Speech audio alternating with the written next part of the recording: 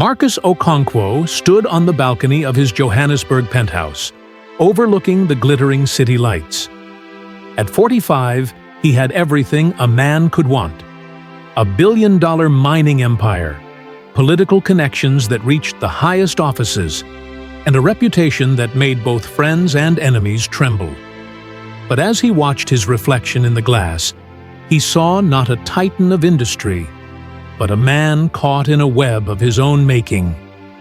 Inside, his wife Amara moved gracefully through their home, her presence as elegant as always. 20 years of marriage had given them social standing, charitable foundations, and the admiration of high society. What it hadn't given them was passion, warmth, or the simple joy of being together. They were business partners in the enterprise of their lives, nothing more. Then came Zainab. She had arrived 6 months ago through an agency, recommended for her discretion and professionalism. A young woman from a small village in Eswatini, she came to the city with dreams of supporting her family back home. Marcus barely noticed her at first, just another face in the army of staff that kept his household running. But Zainab was different. She had a quiet intelligence, a way of moving through rooms as if she understood the secrets they held. She never spoke unless spoken to, but when she did, her words carried a wisdom that belied her 26 years. She would leave books on philosophy in unexpected places, as if testing whether anyone in this mansion of wealth actually thought about anything beyond money. Marcus found himself seeking her out. First, it was simple conversations in the kitchen while she prepared his late-night tea. Then longer discussions about life, purpose, and the weight of choices. Zainab listened in ways Amara never had, challenged him in ways his board of directors never dared. The affair began on a rainy evening when Amara was away at a charity gala in Cape Town. Marcus had stayed behind, claiming work obligations. He found Zainab in the library, reading one of his favorite novels by Chinua Achebe. They talked for hours, and when the storm grew violent, something shifted in the air between them. What followed was 3 months of stolen moments and whispered promises. Marcus felt alive again, young again, as if the years of cold business dealings had thawed. Zainab made him laugh, made him think, made him feel like a man rather than a brand. But passion, when forbidden, grows reckless. Marcus sat in his private study, across from Zainab, holding her hands. The morning sun cast shadows across their faces, highlighting the anxiety in her eyes. "We can't keep living like this," Marcus said, his voice low and urgent. "I want to be with you properly. I want the world to know." Zainab pulled her hands away, standing up and moving to the window.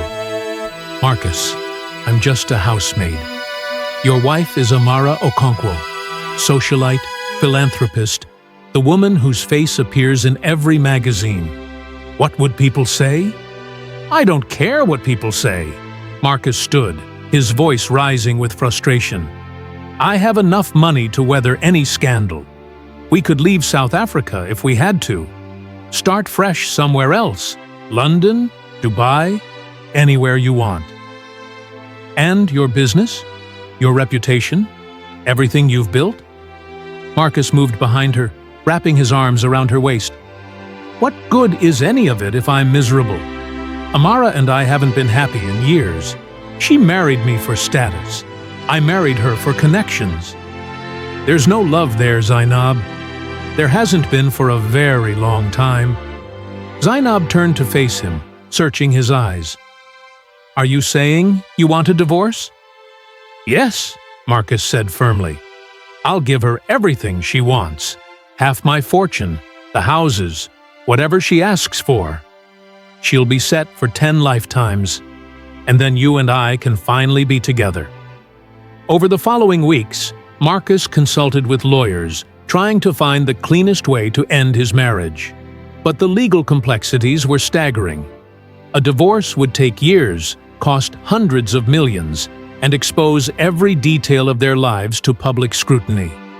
Worse, it would trigger clauses in business contracts that could destabilize his entire empire.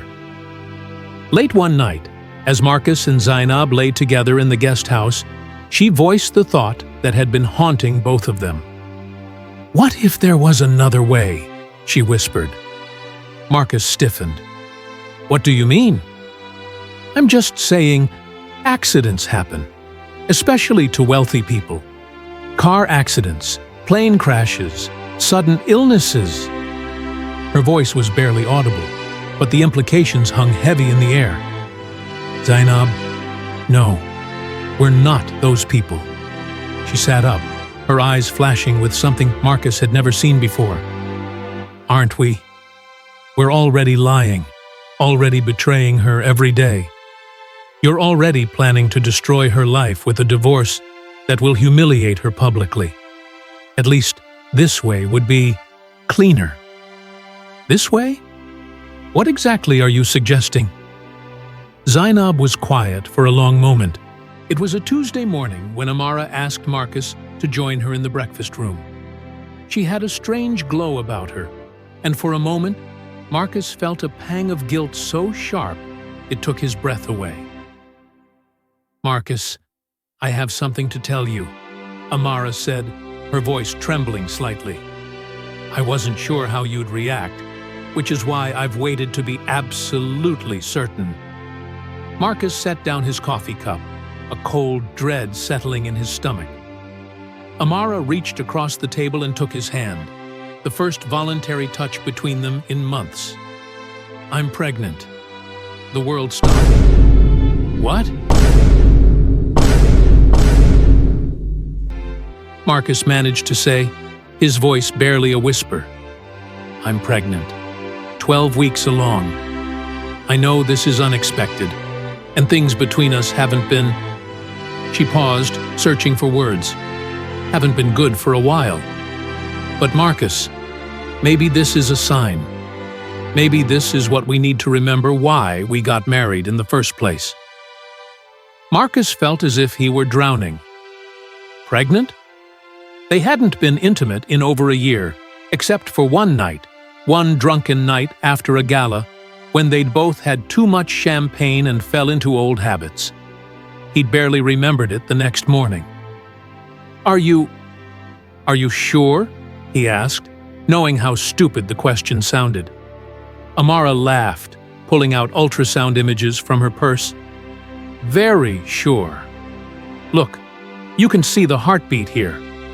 She pointed to the small pulsing blob on the image, her eyes shining with tears. "I know we've had our problems, Marcus. I know I haven't been the warmest wife. But this baby, our baby, it could be a fresh start for us. We could be a real family again." Marcus stared at the ultrasound image, his mind racing. A baby. Amara was having his baby. All his plans, all his dreams of a future with Zainab suddenly seemed impossibly complicated. "I need some air," he said abruptly, standing up. "Marcus!" Amara's voice was small, hurt. "I thought you'd be happy." "I am," he lied. "I'm just overwhelmed. Give me a moment." He practically ran to the guest house where he knew Zainab would be cleaning. He found her in the bedroom, making the bed, and grabbed her arm urgently. "We have a problem," he said. When he told her about the pregnancy, Zainab's face went through a series of emotions: shock, anger, jealousy, and finally, cold calculation. "You slept with her," she said flatly. "It was one time, months ago, before you and I even—" "I don't care about the timeline, Marcus," Zainab's voice rose. "You told me your marriage was dead. You told me you didn't touch her anymore. It was one mistake, one meaningless—" "Meaningless?" Zainab laughed bitterly. "She's carrying your child. How is that meaningless?" Marcus grabbed her shoulders. "Zainab, listen to me. This doesn't change anything between us. We'll wait until the baby is born, and then we'll proceed with the divorce. Amara will have the child, and we'll work out custody. And you'll be tied to her forever, Zainab finished.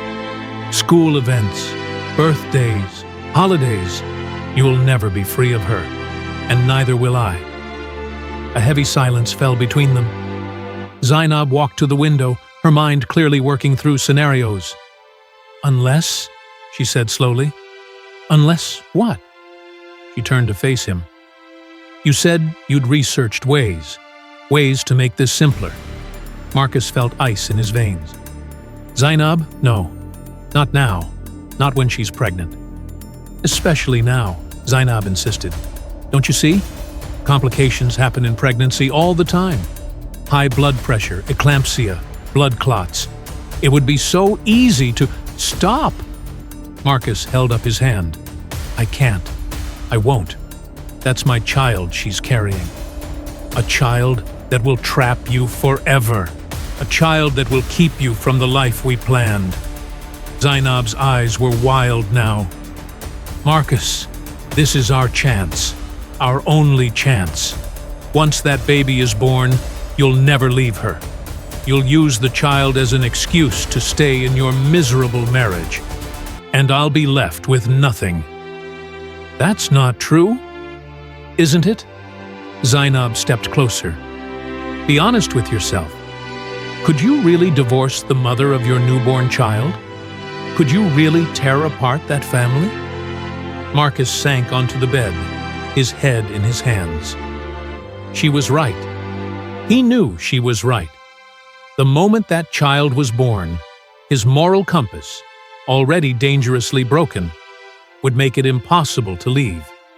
He would stay out of duty, out of guilt, out of some misguided sense of doing the right thing. What are you proposing? He asked quietly. Zainab knelt in front of him. I have a friend, a nurse at the private clinic where Amara will deliver. She owes me a favor. During delivery, things could go wrong. A medication error, perhaps. Too much of something, too little of something else. Women die in childbirth all the time, even in the best hospitals. And you would be the grieving widower, left to raise your child alone. With your help, Marcus added. With my help, Zainab confirmed. We would be a family. You, me, and the baby. No one would suspect anything. See Part 2.